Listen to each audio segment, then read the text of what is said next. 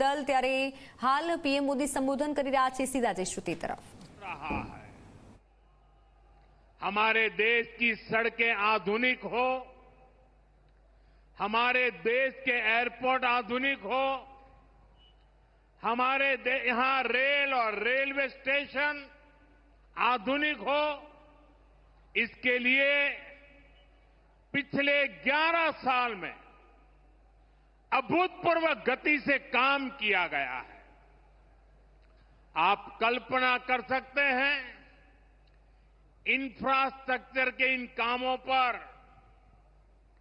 देश पहले जितना पैसा खर्च करता था, आज उससे 6 गुना ज्यादा पैसा खर्च कर रहा है। 6 गुना ज्यादा। आज भारत में हो रहे इन विकास कार्यों को देखकर दुनिया भी हैरान है। आप उत्तर में जाएंगे तो चिनाब ब्रिज जैसा निर्माण देखकर लोग हैरान हैं।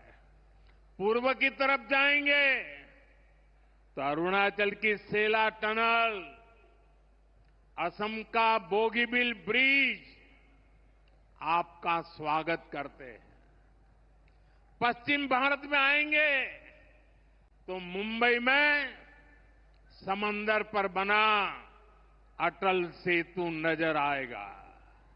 सुदूर दक्षिण में देखेंगे तो पंबन ब्रिज मिलेगा, जो अपनी तरह का देश का पहला ब्रिज है।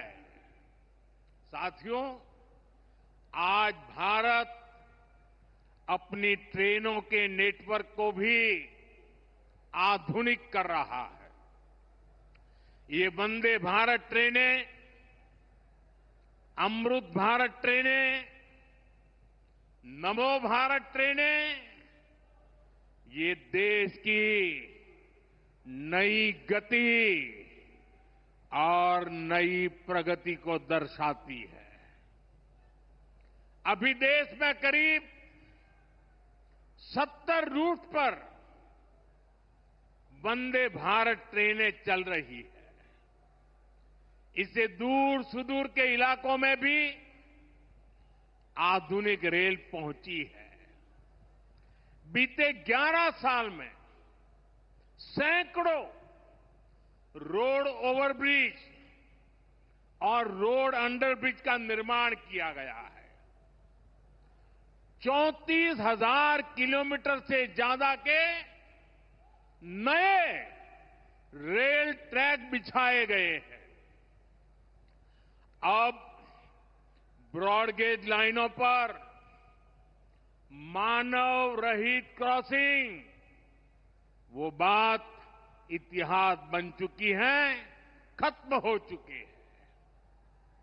हम मालगाड़ियों के लिए अलग से स्पेशल पटरियां, डेडिकेटेड फ्रेट कॉरिडोर का काम भी तेजी से पूरा कर रहे हैं। देश के पहले बुलेट ट्रेन प्रोजेक्ट पर काम चल रहा है और इन सबके साथ ही हम एक साथ देश के करीब 1300 से अधिक रेलवे स्टेशनों को भी आधुनिक बना रहे हैं। साथियों, आधुनिक हो रहे इन रेलवे स्टेशनों को देश ने अमृत भारत स्टेशन का नाम दिया है। आज इनमें से 100 से अधिक अमृत भारत स्टेशन बनकर के तैयार हो गए हैं।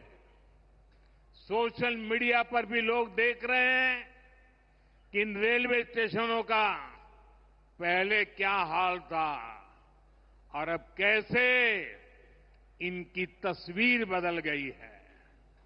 साथियों, विकास भी, विरासत भी, इस मंत्र का इन अमृत भारत रेलवे स्टेशनों पर उसका नजारा साफ साफ दिखाई देता है।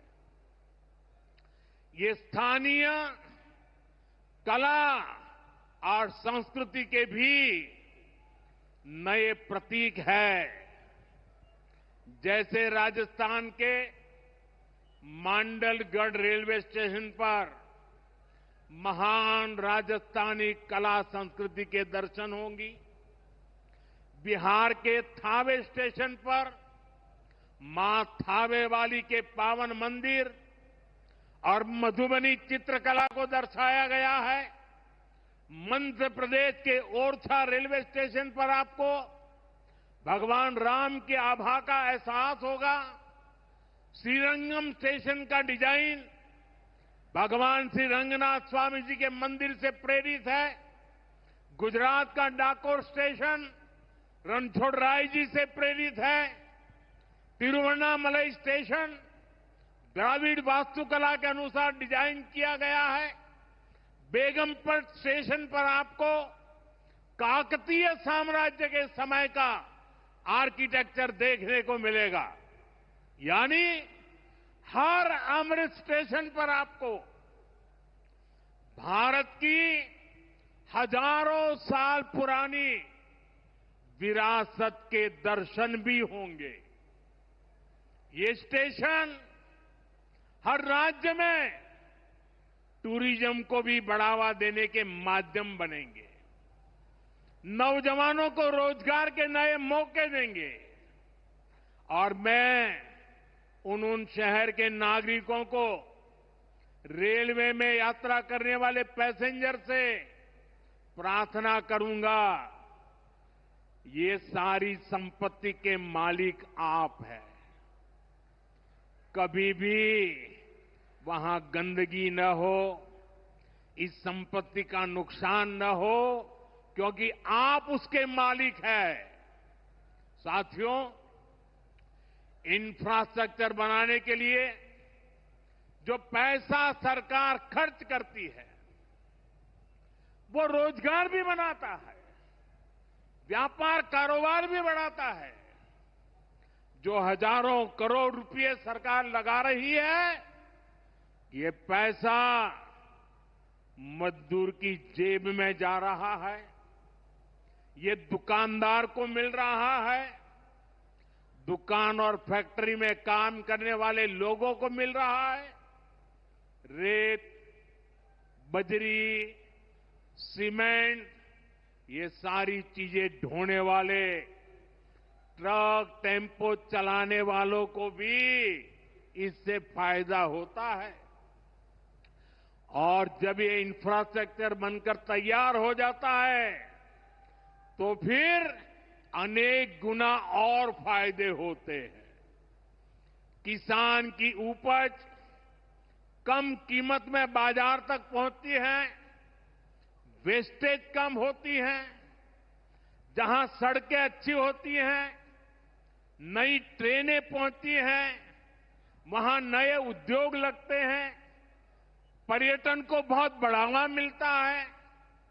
यानी इंफ्रास्ट्रक्चर पर लगने वाले पैसे से हर परिवार का, खास तौर पर हमारे नौजवानों का सबसे अधिक फायदा होता है।